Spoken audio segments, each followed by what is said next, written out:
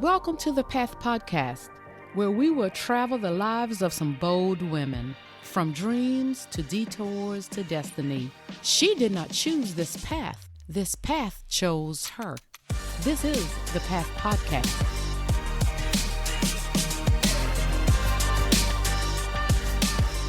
Hey, welcome back, Path listeners, to another thought-provoking and life-changing episode of the Path Podcast. Every show I bring to you is filled with real-life stories from some of the most remarkable women I have been blessed to meet, and today is no exception. I connected with my guest in a shared Facebook group, and I could not wait to invite her on the Path Podcast. Before I introduce you to her, let me ask all of you a question. Have you ever thought about improving your well-being? Or have you ever wanted to connect to what my guest calls your soul voice that allows every choice you make to be one of the heart, and for every experience you encounter in life be one of growth? Well, we are in for a treat today, and we will learn a lot of that and more. My guest today is the remarkable Nikki Leader. Nikki is my first international guest who currently resides in the UK. Let me tell you a little bit about her. Nikki has been exploring and working within the field of holistic well-being with a focus on the spiritual, metaphysical for over 20 years, learning to use spiritual principles as a way of being in the world where she found her greatest reconnection back to self at the deepest level, and her passion to help others to do the same. Nikki now supports others on their own discovery of personal healing, reconnecting pieces of themselves, whilst they gain strength and the courage to be their own guide and creator. Nikki's skills and training expands over 20 years, attending workshops, seminars, retreats as a student and teacher, and she's continuing to do so today. I will allow Nikki to tell us all about what she does, because I couldn't do it justice reading it. Because as I researched, I was so intrigued, and I know I've learned in a short time some of all she's doing, but not enough. Path listeners, help me welcome in my guest, the remarkable Nikki Leader. Hello, Nikki. How are you? And thank you for being with me and the Path listeners. Hi. Wow. What an introduction. Did I write that? You wrote that. I was intrigued by your website and all the information and all you're doing, which is a lot of what the path is a total well-being. So, wanting people to connect with their soul voice, as you said, and which speaks to me, which is something I always say, I wish every woman could find her voice. And that voice, we all know everything is connected to the soul, I believe, as well. So one thing I like to do on this show, tell me about the younger Nikki. What was her life like, and what were your hopes and dreams for yourself, to know if it leads into what you're doing today? Oh, what a lovely question. So younger Nikki, goodness me. Younger Nikki was independent, and I had 12 cousins, all male. I had two brothers. So I was a bit of a tomboy. Probably through necessity rather than anything else, because if my brothers went out into the garden to play any sport, guess who was goalkeeper? Guess who was, put in wicket keeper or whatever. But I had a wonderful childhood, what I would call privileged. And did I think I would ever be doing what I'm doing right now? Absolutely not. Wow. But I wonder, by the time women get into their 50s, some of them, maybe a few of them, are absolutely doing what they thought they'd be doing, but I'm not sure. One thing I do remember is that I found quite recently a picture that I'd drawn. I was going through some stuff at my mother's house, and I found a picture that I'd drawn, and I drew 3 children. And that is what I have. I do have 3 children. You're And wonderful. yeah, as a little girl, I drew 3 children. I drew this house. But in fact, I found myself living and having my children in Asia, in Hong Kong. Mm-hmm. In my teenage years, I was fairly troubled. My parents were getting a divorce. Mm-hmm. And I suppose now looking back on it, driven by fear, I became even more independent. And I knew that there was something not right with the way my life was going, irrespective of what everybody else's lives. My parents, their life was not probably going to plan. They wouldn't have planned to get divorced. And I felt that quite destabilizing, I've got to be honest. And so when I was working at a television company, I worked in Formula One motor racing. I worked at Scottish Television. And I just woke up one day and I thought, I've got to change something, because nothing is changing around me. And I knew I had that intelligence within me that says, I knew that if I didn't change something, nothing would change. And so I remember going back to my flatmates and I said, hey guys, I've made the decision. I'm going round the world. So they looked at me as if I was nuts. This was kind of early 80s. And it wasn't something that a lot of English people were doing at the time.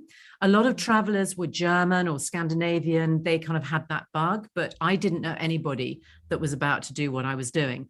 And I did have a couple of friends who'd gone to work in Hong Kong. So I took that and I sort of started dropping pins around the world in where I wanted to go.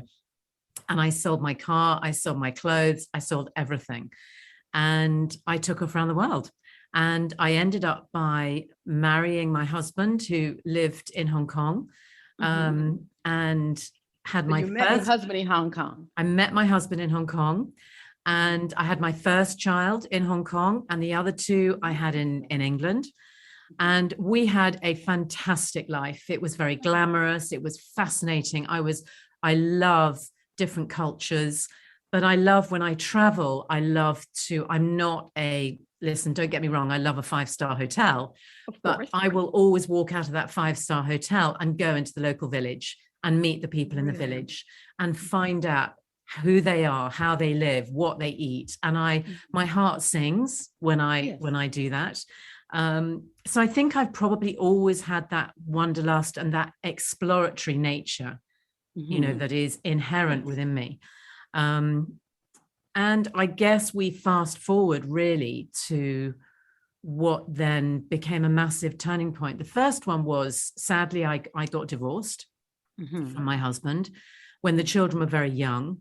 And I started exploring things there. I went into therapy. I wanted to understand why I was feeling the way I did, what was triggering my actions at that time, because I was the one that asked for the divorce. And so I really started that journey about understanding me, because I knew that originally I never wanted to be the same statistic as my parents. I didn't want to be that divorced parent with children. So I then had therapy. And interestingly, about 10 years later, I became a therapist. But in between that, the real trigger, I guess, was in 2003. I was divorced. I had met somebody else and we were really, really happy. And we had a car crash and he died. And I think that probably would be the green light that said, okay, everything is now going to change.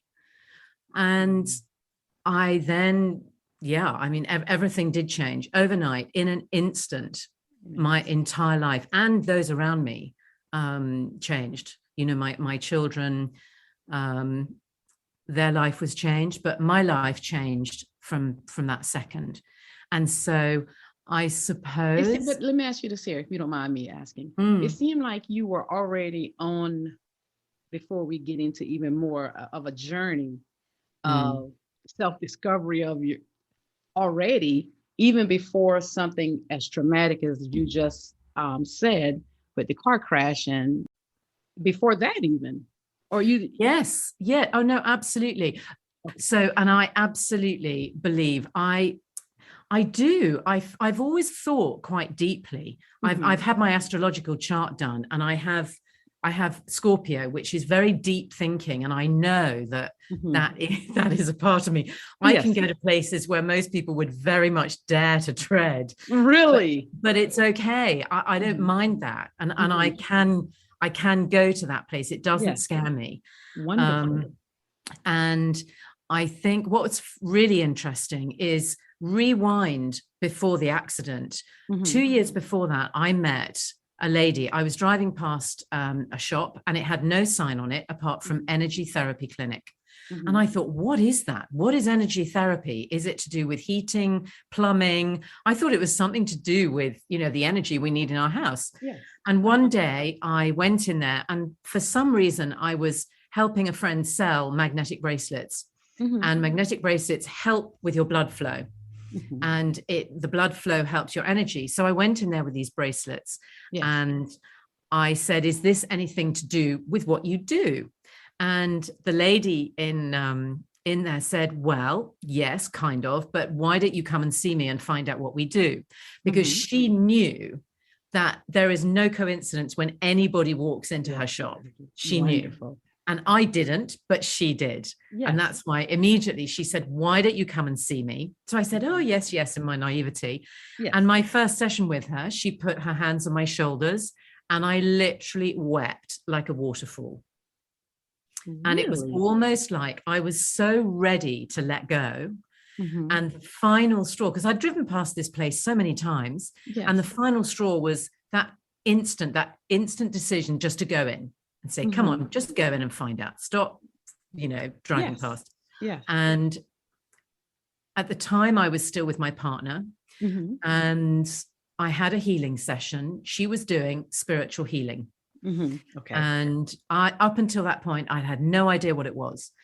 And so I came out and I called my partner on the phone, and I slightly bribed him because he was having huge problems with a few people around him. And I said, if you love me, you'll go and see this lady. Oh, what? And he said, oh, okay. Anyway. Wonderful. Let me say that first. It was. Yeah. And he did go, which is amazing, actually. But what they put on at the same healing clinic was a workshop called Meet Your Spirit Guides. Okay. And having had this healing session, I started to be fascinated. What is this? What is all this about? What is possible? What is this? Yes. And I decided to do the workshop, Meet Your Spirit Guides. And it was absolutely extraordinary. It was run by a tutor of the College of Psychic Studies, which is in London. And I ended up by training with that tutor for 10 years. And I said to her, I know I'm going to see you again. And she said, I'm not sure. I'm going to live in Australia. And I said, oh, my sister lives there, so maybe I'll bump into you in the street. Exactly. But I was just beginning that workshop alone opened my senses. And I knew intuitively I was going to see that lady again. But without pushing the point, I left there thinking, I know I'm going to see you again. I've never had this feeling before. Yes. So I was when I look back on it, I was kind of almost being prepared. I also had a tarot reading, a tarot card reading 3 weeks before my accident. And tell us what that reading is. So tarot cards it's a bit like an oracle.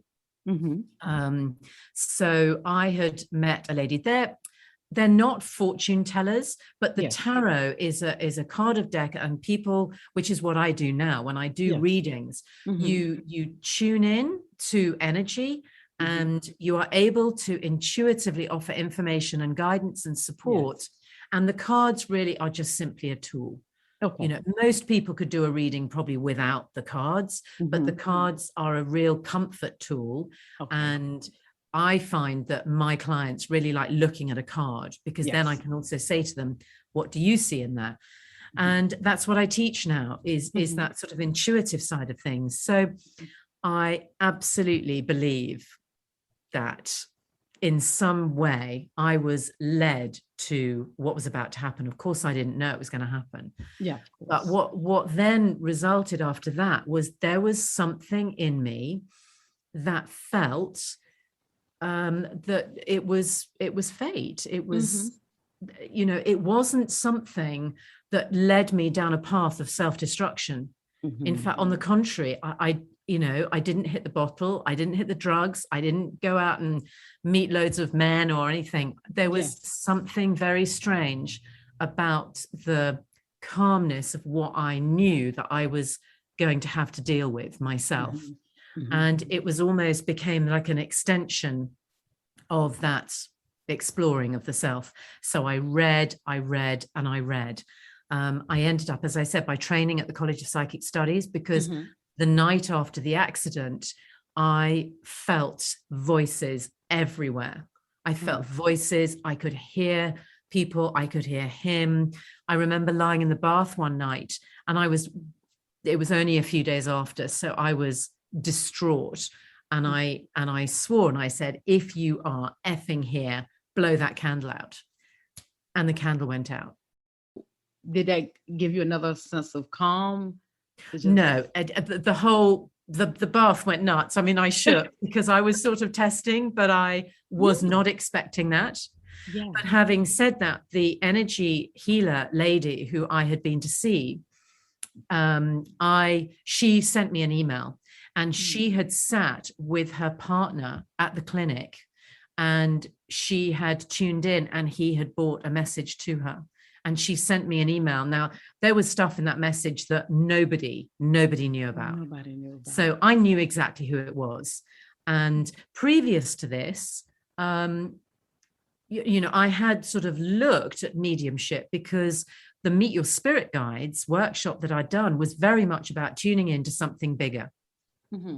And I then decided from then that I wanted to study not grief, but I wanted to study death. I wanted to understand and feel comfortable with what I felt death was. Because I know there's fantastic reading and books all about how to grieve well and grieving, but it is a very, very personal thing. And sometimes I feel that if you read a book that says this is how you grieve well, if you're not grieving like that, you don't feel that you're grieving well. And I'm not sure that's that helpful. So I decided to study death, and what my understanding was, and what became very clear to me was that when we die, we are not gone. We do not disappear.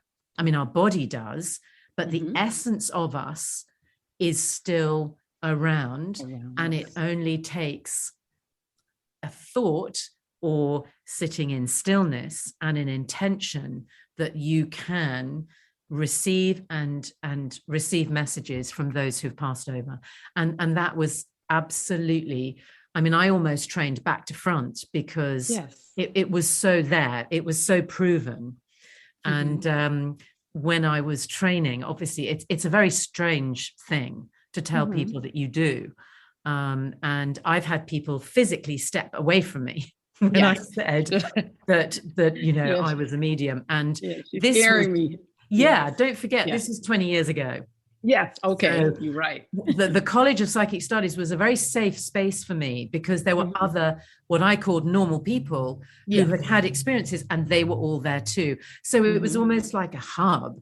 And I actually have a new account, an Instagram account that I've started, which I'm going to develop, called the Spirit Hub, because I feel now it obviously people are opening a lot more. And, there's this great awakening now. People's mind, we are being shown that there is a lot more that we don't understand than what we do understand. I agree. And let me say this to the point you made, because I've always heard, like you said, it's interesting that you wanted to study death. Some of us try to stay away from that. Just hearing it's the greatest fear. Yeah, it is the greatest fear. I don't fear it like I, did when I was younger. And I understand it even better, because even when my mother passed when I was 12, I used to always be like, I was just afraid to sometimes go to the bathroom by myself, or I was afraid she was going to show herself to me. And I'm like, I just knew she knew I was as a child scared, just not scared of my mother, but scared of seeing what, in my mind, a spirit, and my mom is there. And it's just like, it was just too much for me. So she always came to me in a dream. And I was comfortable with that. And I told everyone, I know my mom was here, because I know she did it a dream, because she knew as a child I couldn't handle it in other ways. And I remember even being in college, one of my best friend at the time, she told me, she said, Arlene, I saw your mother. She was standing at the door of our dorm room, and we were in a shared room. And I'm like, really? And even in college, it was still a little bit for me to just try to grapple with the idea that she was there. And so just to fast forward now, 2020, my father passed March 2020. And he was in the hospital, but he came back home, and we knew he wanted to be home. And he passed a day later, 2 days later after he came home. I wasn't there because I'm in a different state. But when I went back home for us to plan his funeral, it was so calming at this age now. Yeah. To see, feel like my mom and dad is here. I promise you, I could weep right now just thinking about just knowing if he's there, because I don't know how you feel about, I read about red cardinals, and how certain birds and, brings peace or calm, or something big is going to happen in your life. I've read. And so I promise you, about a month after he passed, I was sitting in my room working, looking out the window, and this beautiful red cardinal was out there. And you could not tell me that wasn't my dad. Yeah. And I was like, Daddy, where's mommy? I'm like, Mom, you have to be two of you out here. And it was just so calming. My sister saw it. My niece saw it. We all seemed like we started seeing it. And I'm like, he's just making sure we're okay. I think I was beginning to understand a little bit more about death, not to the point of where you study it, but to understand it. And we've always considered, yes, when they pass, their body is gone, but their spirit is still here. The world of energy and healing with energy and light. So what I started to understand, that we are energy. We are energy. And we are light. Yes. So imagine you look at a rainbow, we are just very, very dense light. And so when life, we come into the body and things get heavier, so you can feel, see, hear, and touch, the five senses. It's the sixth sense that actually people are starting to use more and more. And it is the sixth sense. That is when you start to understand that that is the finest and purest form of guidance and support. And so when the body disappears, then the energy, the essence of that person, whatever, and it can be interpreted in many ways. Yes. And interestingly, only yesterday on Instagram, I did a post which was just self. Yes. And I believe that the self really is partly just ego embodied. And that's what keeps us safe. That's what keeps us understanding. That's knowledge. Yes. That's what is really what we want to control. That's the controlling part of things. And boy, are we going through this right now with COVID, this whole concept of control. But I guess when something really physically traumatic happens, I believe your energy is lifted out of your body. Yes. And so you feel lighter. You feel different. And I think that's why sometimes people use escape mechanisms to come to terms with death, is because it helps them feel lighter. So, they might feel better if they drink a lot. They might take drugs to just escape the reality of where they're at. And I suppose for me, I wanted to make some sort of sense as to what had happened, because it didn't make any sense to me. I have no idea what happened between me remembering me being on the road and me remembering what had happened instantly after the crash. I have no idea what happened. And I wanted myself, in order to function in this world as Nikki, which is me as myself. Yes. I needed to make some sort of rational sense, not just for myself, but for the people, I guess, around me, to make some sort of sense as to what had happened. And the sense of guilt and shame. And, that's when I listened to people talking about purpose. I believe that these contrasting experiences actually are the gears that drive you, excuse the pun, but they're the kind of the gears that drive your experience. Yes, I agree. Because they become emotional, and it is the emotions that will always drive you to act in positive or negative or whatever that looks like. So I wouldn't necessarily say I found my purpose, because I believe everything, your purpose is your path in some ways. And I think wherever you are on that path, you are living your purpose. I'm not a huge fan, I've got to be honest, of the whole find your purpose thing. And, what is my purpose? I think it can be really unhelpful and destructive, because I think you are always living your purpose. Even if you're in the worst place that you've ever been in, if you can just say to yourself, it's okay, this is my purpose, because how I deal with it is going to be the thing that takes me forward. And that's when I say, that's the gear, isn't it? That's the gear that's going to take you forward. And whatever gear you choose, that will be the driver that will take you forward. And I would never have imagined, but I realized that I had no control. I wanted certain things in my life, but I lost all forms of feeling that I ultimately had total control over my life. And I still don't. Of course, I do have a certain amount of control. I choose. Choice is my control. But ultimately, I believe that whatever is going to happen potentially is predestined. That's how I've rationalized things. But I think that's a great way to do it.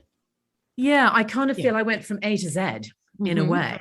And suddenly I was at Z, and I almost had to, retract back to A and find myself again. But that self looked very different. I'm a very different person to, to who I was. I think we all are once we've gone. Yes, but exactly. And I kind of love that. But if any of us feel that we have total control or need have that total sense of order, please rethink.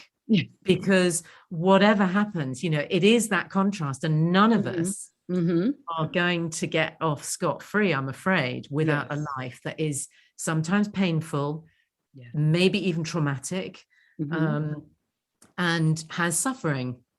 That is, that is part of it. That's part of the package, I'm afraid. But I also believe that everybody who's alive right now chose to be here. Really? I do. Tell me what you mean by that when you say that. I feel that right now is such an interesting time to be alive. And I don't believe in coincidences. I don't believe that you are here or anybody is here by coincidence at all. I agree. And when I do the soul plan readings, so one of the main platforms that I use when I work with clients is based on something called the soul plan reading. And I love that. Let me just say this, if you don't mind, before you go into that. I love when I read on your website, you say, what if your soul had a plan? And that catches your attention, because it's like we do plan stuff in life, and that goes into your soul plan readings that you do. So what made you ask, what if your soul had a plan? What do you mean by that when you ask us that? So that's how I started to rationalize. What if nothing that ever happened to me was by accident? Yes. Nothing was coincidence, but actually my whole reason for being was to evolve at soul level.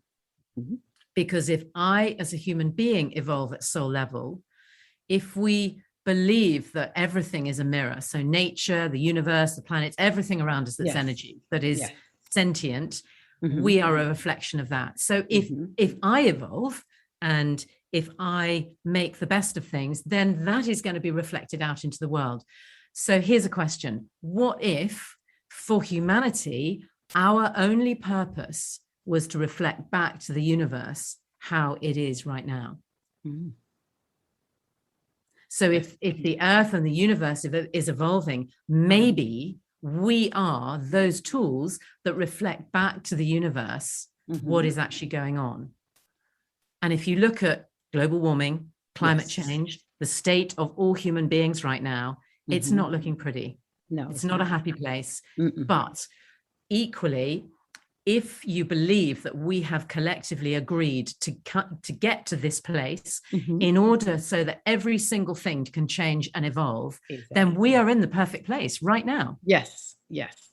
And I'm a believer too, that believe, even though it's a lot of things that I wish could change instantly right now, and like you say, you know, the global warming and the way we look at the way humanity is today, I believe all things work together for good, in the way I always love to say it. And I believe something good has to come and bring everything into order, because it was looking like we were always just on the surface. We don't believe in this, or we don't agree with this person, or we don't understand. We won't try to understand everyone. But I believe it all had to come out on the surface to me in order to make it right. And we live in a duality. So you cannot have order without chaos. You can't have order without chaos. Yes. And you cannot, that's the duality. That is a law of nature. So if we want order of any sort, we have to have chaos. Yes. And out of that will come. And that kind of,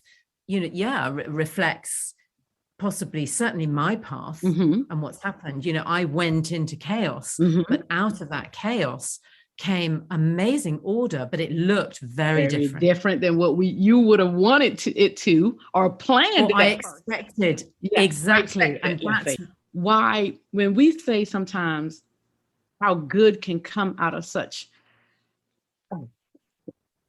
hard loss and pain and trauma, it all sums up. Yeah. But some good things come out of such trauma.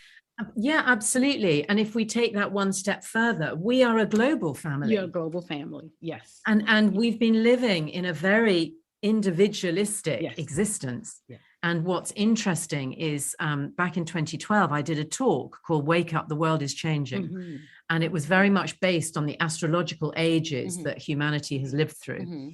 And we have just come out of the age of Pisces, which is all about science and religion and things being proved and three-dimensional living. So, you know, it must be true if it exists. Exactly. What we're now moving away from is that concept. It can still exist even if it's not true. Even if it's not. And there's that, you know, there's that lovely question. Is that a chair?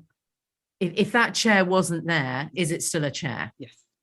Or if that tree wasn't in the forest, is it still a tree? And that is such an interesting concept. I love that. So yeah. Oh wow, I love it. And so it's that sort of it's developing knowledge from insight rather than getting insight from knowledge. Exactly. And let me say this now, you correct me if you don't see it the same. So even giving the example of the chair and the tree, Arlene is still Arlene, even though she went through a divorce, even though I lost my mother at 12, and I'm still going to be who I'm supposed to be. And do you know what? Even when you've left the body, you will still be Arlene.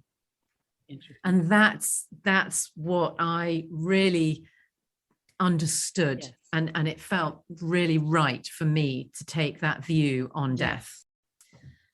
So the soul plan is based, it's a very specific reading that I trained the Holistic College in London. There's a lovely man called Blue Marsden who it's an old system, but he's modernized it.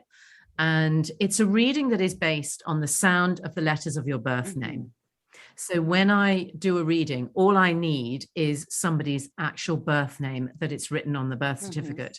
Some might believe that you actually chose your birth name before you even came here. And there is that train of thought. because each letter, when you say a letter, it's a vibration, it's a sound. So when you put your whole, or the letters of your name together, which you read it, you write it, you say it, you know, that's your unique footprint in a way. And we spend about an hour, and it's imprinted onto a chart. So we draw on astrology, numerology, the Egyptian alphabet, which is very specific with sound. And we work on three main areas: your talents, your challenges, and your goals in life. And that's divided up into two halves. The first, maybe 30, 33 years of your life, and then the next chapter of your life. And we look at the energies. So each letter correlates with a number.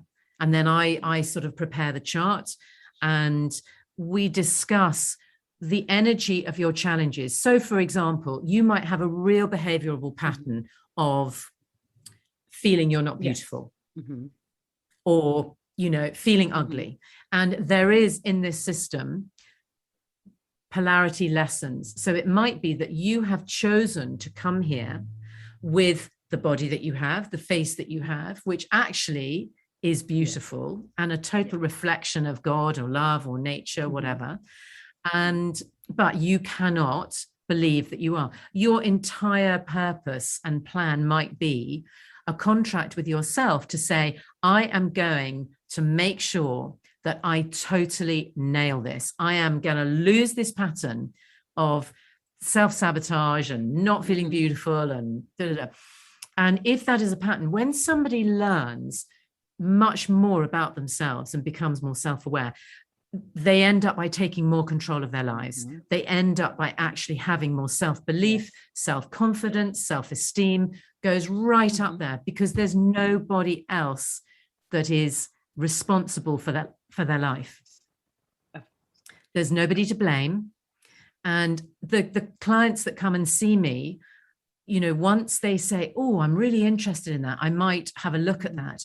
The minute they are connecting with it, they're actually connecting with the energy of saying to themselves, okay, I'm going to be on this path now. I want to learn more. I want to understand myself. I want to own who I am. I agree with that. That should be everyone's key, is own who I am. I want to own who I am. So it's must be a wonderful thing to see people come in one way, and then once they leave, to see them being so self-aware, and everything, like you said, is already within us. It's just bringing it out and tapping into that energy of understanding who you truly are and developing that. So have you ever had any of your clients who just really struggled with still trying to accept, you know, letting go some of the being stuck, of what's blocking them from trying to really tap into that energy? Or when they come in, they truly, if they release and be open, they leave more transformed than when they came in? Yes, I do actually. And several. One thing I will say is that, again, there's no coincidence. If somebody comes to me for a soul plan reading, their guides, because we all have guides, have drawn them. That's their instinct to go and have a soul plan reading. So I know that they will always receive exactly what they are ready to receive at that time. Now, the great thing about this reading is that it's only once in a lifetime, because every time you come back to it, you will have changed. So you'll see something different, you'll notice something different, you'll need something different, and it will offer you different guidance, different supports, because at any given time, we're in a different place. So that's one thing I would say about it. And I had a chap who was a CEO of a company. And I always say to people, you know, I do have mediumship abilities. Are you comfortable with, if somebody, a relative or somebody comes through and wants to deliver a message, are you comfortable with me delivering it? Because some people might say, oh, no. And that's fine. Most people say yes, who come for this reading. But I remember it was quite a while ago, and a chap who was in his late 50s, early 60s, and he came for a reading. He was actually a great healer himself. And we were going through his challenges. And very often when I work, and everybody who does this work works in a different way, I often get given ages. And it's normally a childhood age of when there was something really pivotal that happened. And I always say, that's the age you need to go back to in order to start the healing process. So I'd said to this chap, we were talking about challenges, and I think he had a polarity lesson. I can't remember what it was, but it was something to do with his travel and abandonment. I think it was abandonment. And I suddenly, just knocking on my head was the age of 7. I said, what happened when you were 7? Because this is where we really need to go in. And that's the biggest wound. That's the wound that we need to sort out right now. And he told me that when he was on his 7th birthday, he was brought up in Uganda. And on his 7th birthday was the day they had to flee Uganda with his parents that night because of the ethnic cleansing that was going on there. And at that point, you know, he'd left his teddy. They had to leave really quickly in the night. And it was so important, but he had buried that so much. And that I sometimes get, where there's a real age that particularly men who are great at bearing emotions, women hold on to them, men kind of gloss past them.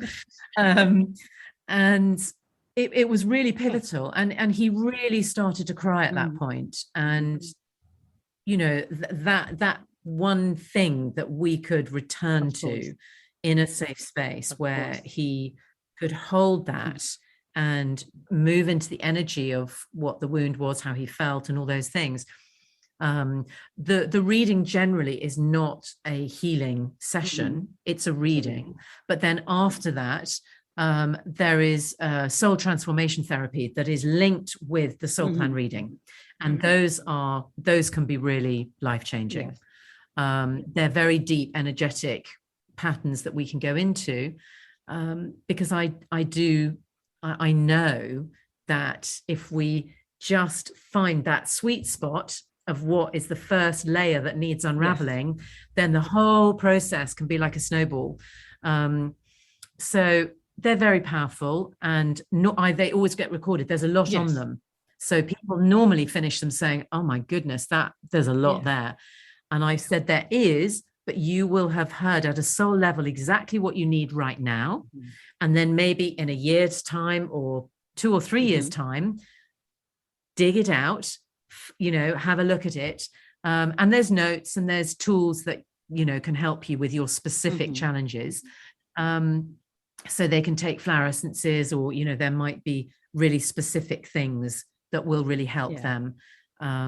And the challenges that they might have taken on. But one thing I would say is that you are never given challenges that you don't have the talents to overcome. Yes, I agree so with that.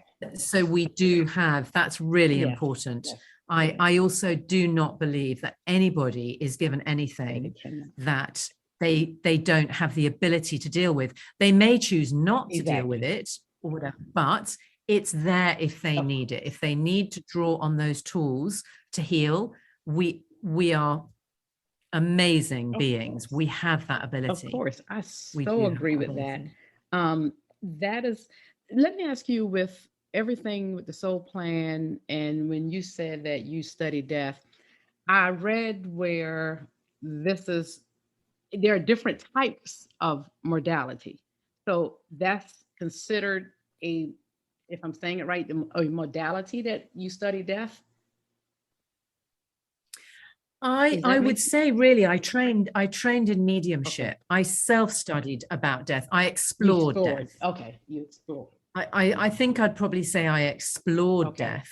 You know, I explored Buddhism and Sufism and Christianity, all those different perceptions of what death is.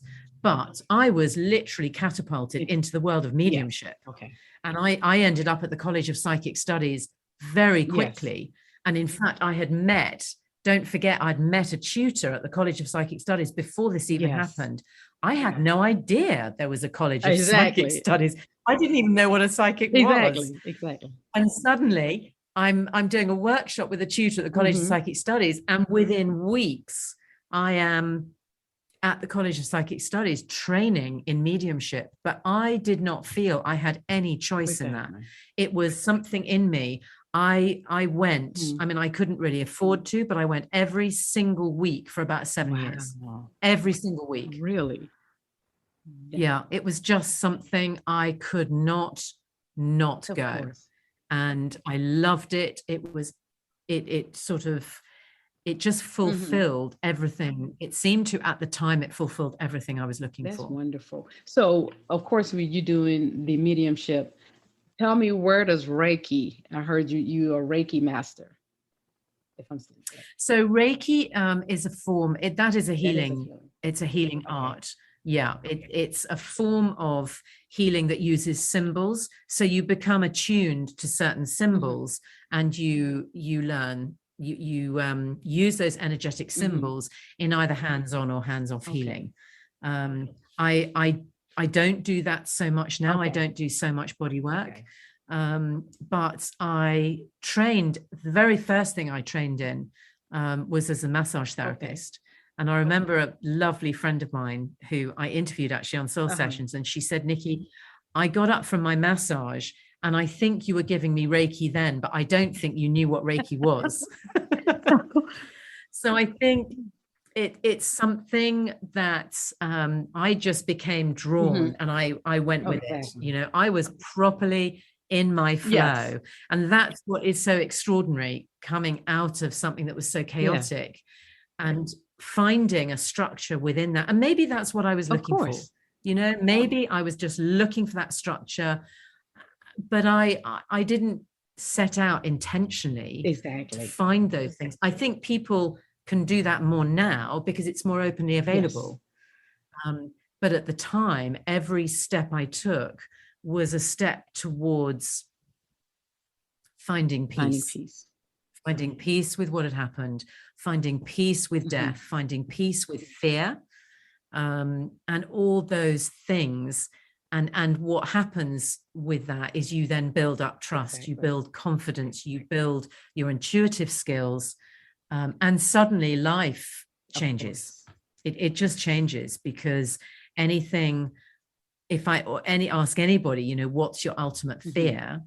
Of course, it's going to be death. And I don't fear death, but I do fear missing out on my children's, you know, all that stuff. That's exactly it for me. That makes my life worth living. That's the stuff I would miss. But so I'm told over the hotline it's great out there. It's better than here. I always hear too, they say, you know, they're okay. It's also over here that we have to we're worrying and toiling and trying to find peace, like you said, because I think everybody wants peace in their lives. So I agree with you on that. I'm not afraid of it anymore. It's just missing out on it's like everybody else still living on this side and I'm not here, you know, because that's all I, you know, want to know right now. That's what I know. So I don't want to miss out, like you said, with my daughter and the things that's going to happen with her and just the life I'm living also. So I agree with you so much on that. You mentioned on your soul sessions. Tell me, what is soul sessions? It's something that you do outside of, I mean, with your mediumships and everything that you do. What is soul sessions? I think it's your live. So I started the Soul Sessions program is really a follow-up from the Soul Plan reading. So it encompasses, we start with the Soul Plan reading, and then there is the Soul Transformation Therapy. So it's a program that takes you on a little journey, starting with the Soul Plan reading, and then the Soul Transformation Therapy. We work on one or two issues at energetic level to try and to basically shift those.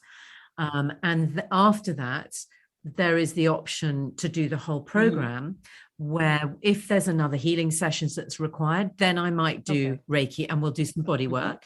And it's just a really relaxing session.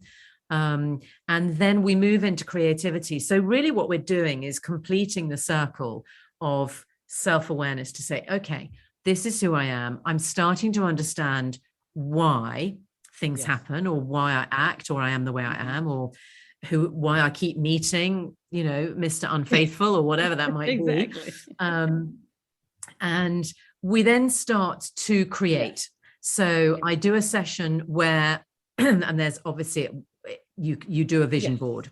So we look at how the law of attraction works, because that is absolutely key for people. If you want to create anything, you've got to understand what you're already attracting and why. So we then do a vision board session, and that's really fun. And basically that's probably quite a bit of homework. But what I do is we then get together again. So I will talk you through how law of attraction works. And then you go away and you do your vision board, and then we come back together again and we look at it, and we set an intention, and I'll explain how best you can make the best of it. And then we kind of had a closing down session. In the closing down session, I leave you with a recorded grounded meditation that you can just have on your phone that helps you ground. And then depending on, they're kind of bespoke meditations for you. So I record a short meditation that you can then use and have.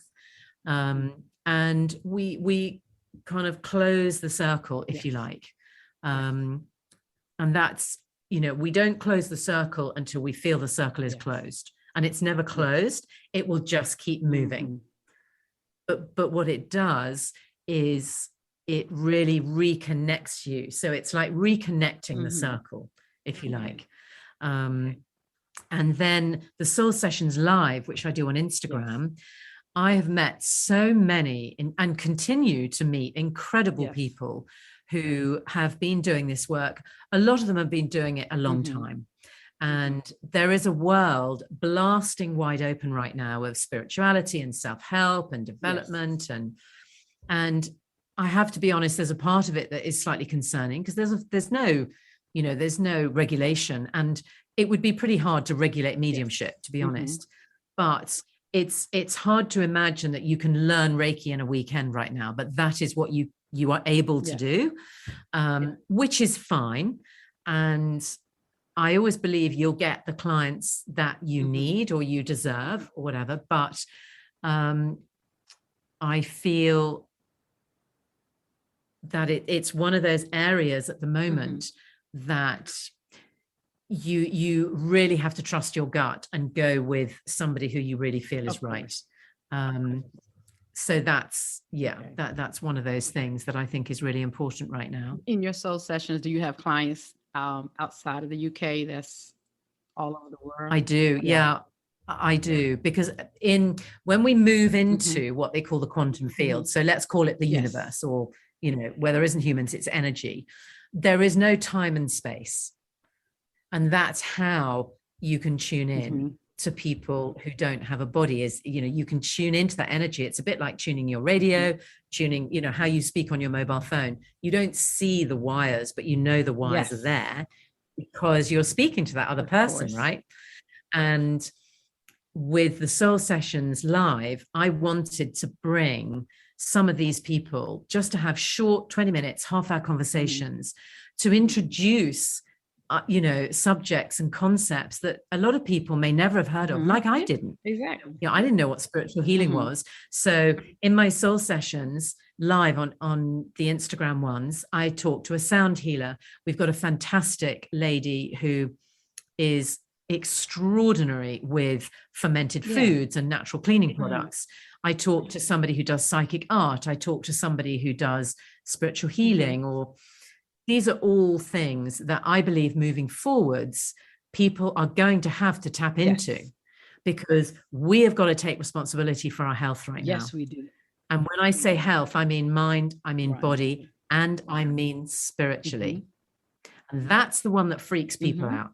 That's the one where people don't want to go. But actually, if we understand a little bit more about what it means to have some sort of spiritual practice, it doesn't need to be, if you don't do this, you're going to go to hell. It doesn't need to be, if you don't do this, you're a bad person. It's not about that. It's about finding what works for you. And that's why I wanted to do these soul sessions, so that I can bring people a banquet of what is out there. Exactly. So yeah, that was the soul sessions. And that grew kind of from the soul sessions program that I put together. And I often do, live meditations and things like that are guided, because people, I think it is the spiritual part of mind, body, spirit, as I say, that people are still very freaked out by. And I kind of consider myself a fairly average, normal person. I don't have hundreds of crystals in my house. I don't burn incense 24 hours a day. That's fine if that's what you do.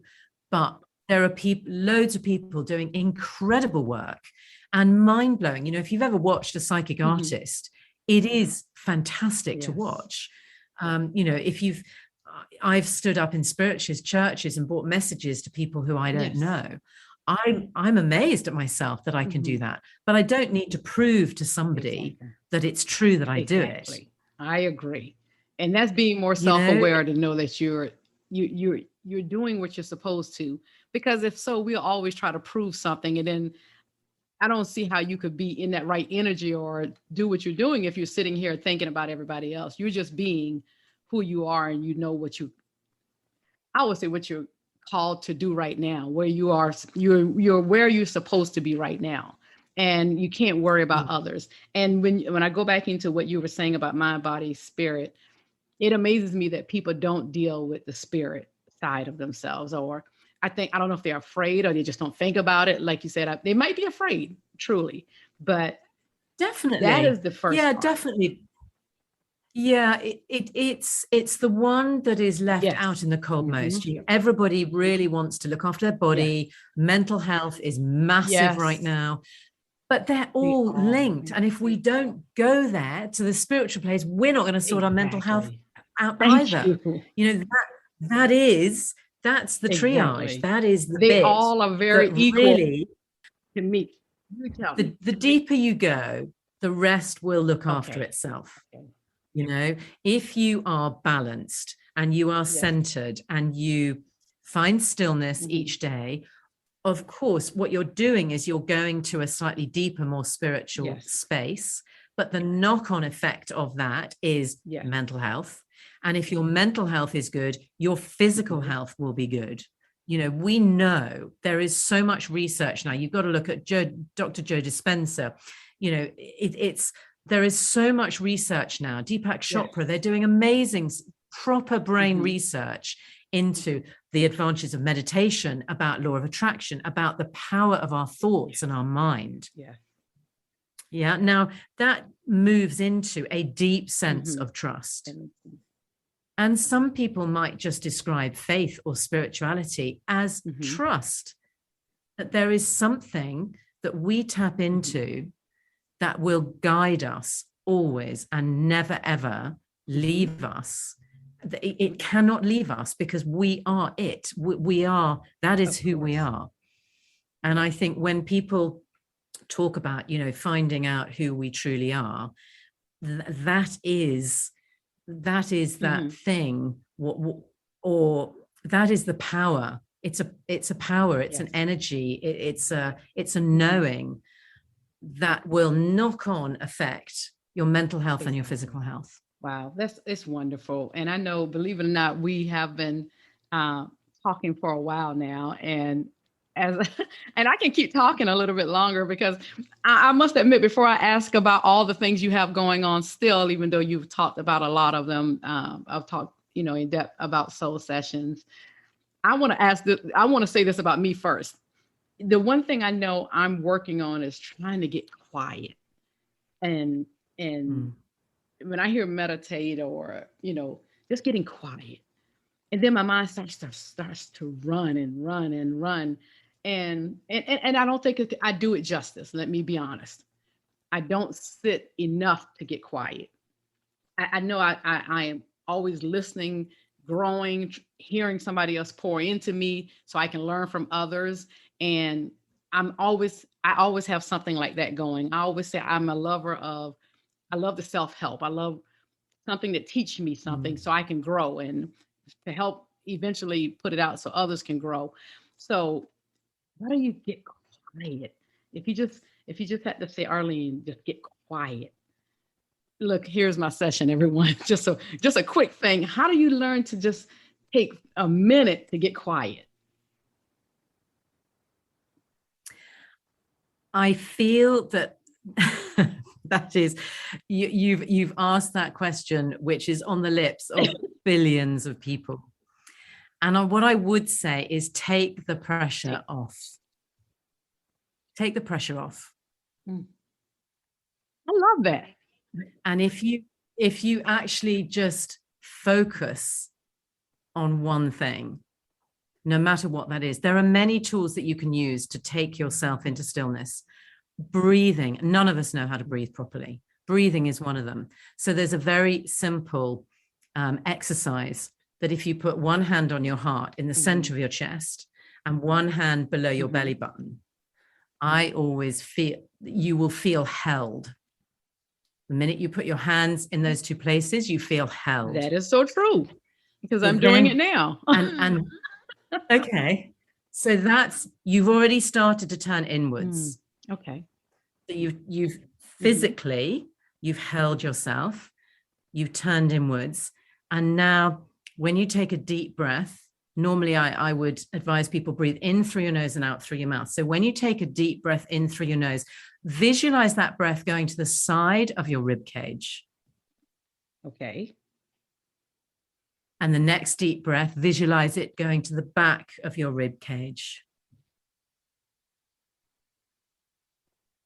And the next deep breath, visualize it going into the front of your rib cage.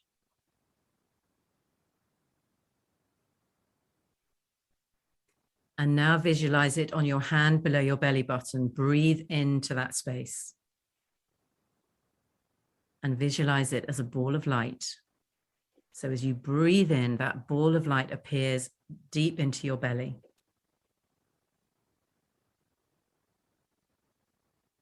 And now when you breathe, let that ball of light expand and grow towards your lungs.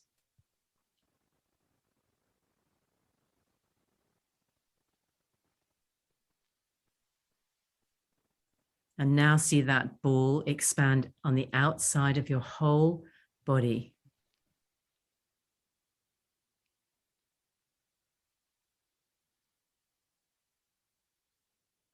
You've just been still for nearly a minute.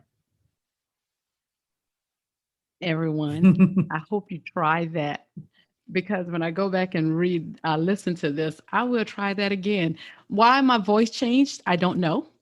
It makes you feel more calm.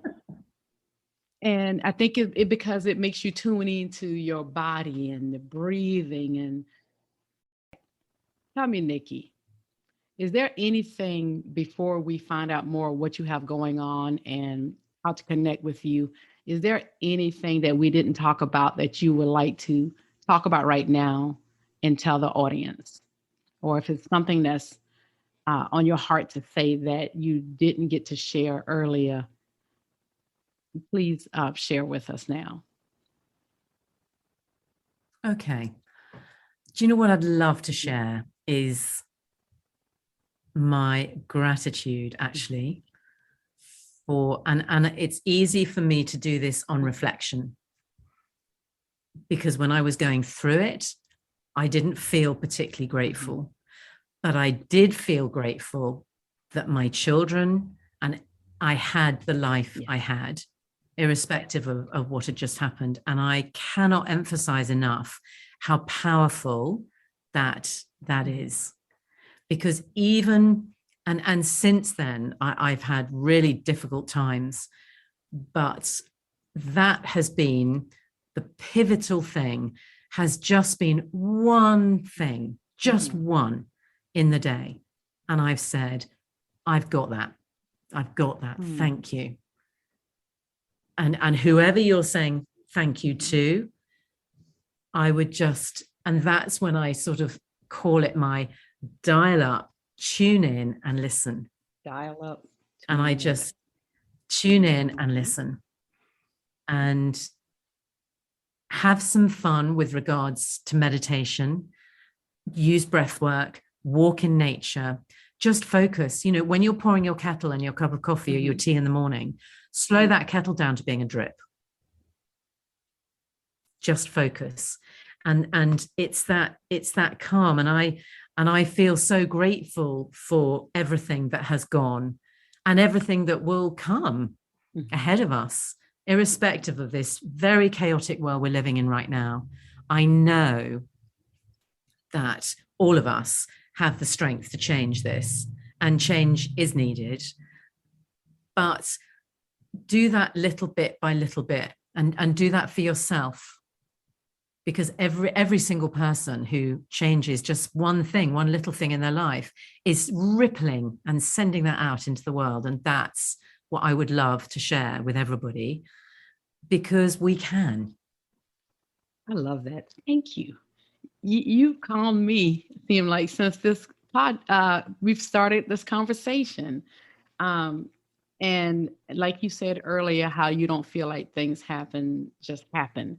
I felt like we connected for a reason. I felt like my audience had to hear from you and more about this, for some of those who may not know enough about it and may be more interested in it.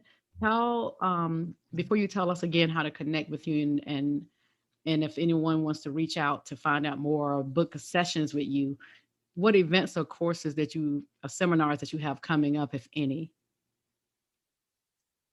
So in person, I'm currently writing a course on working with your energy, and a kind of introduction, if you like, to your intuitive self.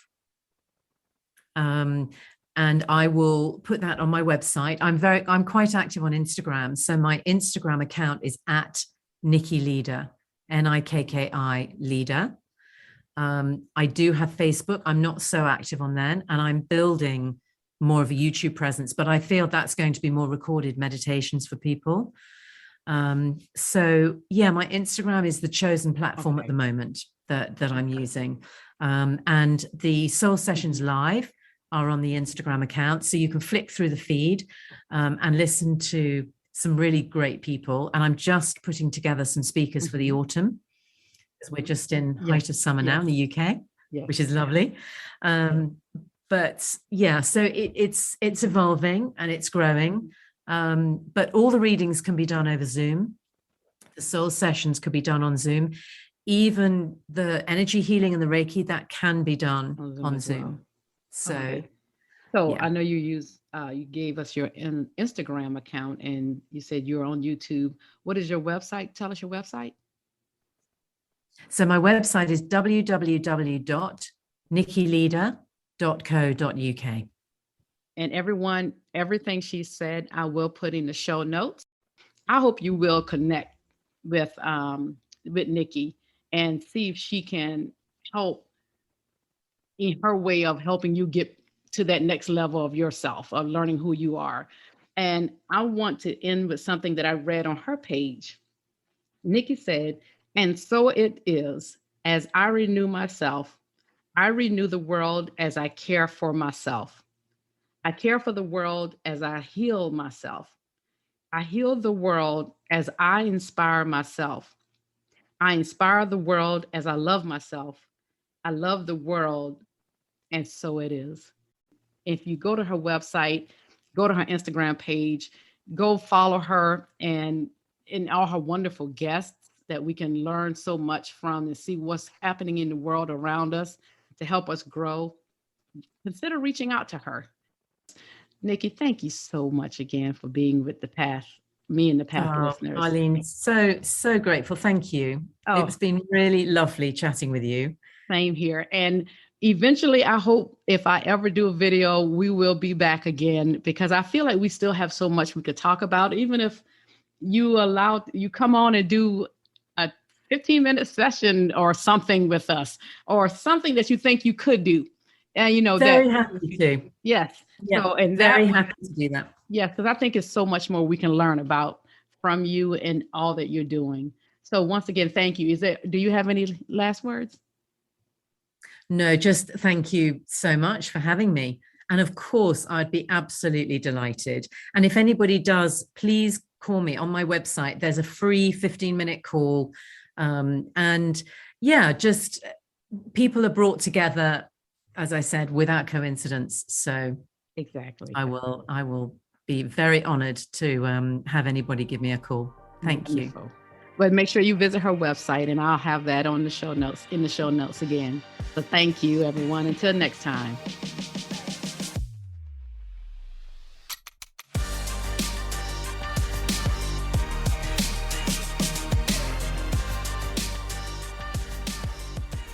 Thank you, everyone, for hanging with us.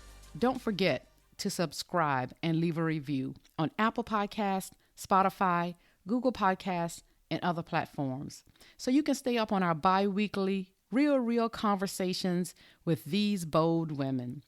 You can follow the Path Podcast on Facebook at the Path Podcast, and on Instagram and Twitter at the Path_podcast. And if you would like to be a guest on the show or have questions for a future show, you can email us at thepath4ward@gmail.com. That's thepathforward@gmail.com. And if you're looking for a speaker or you're in need of a life coach, please reach out to me again at thepathforward@gmail.com or at ACKORLEH@gmail.com. Thank you. Until next time.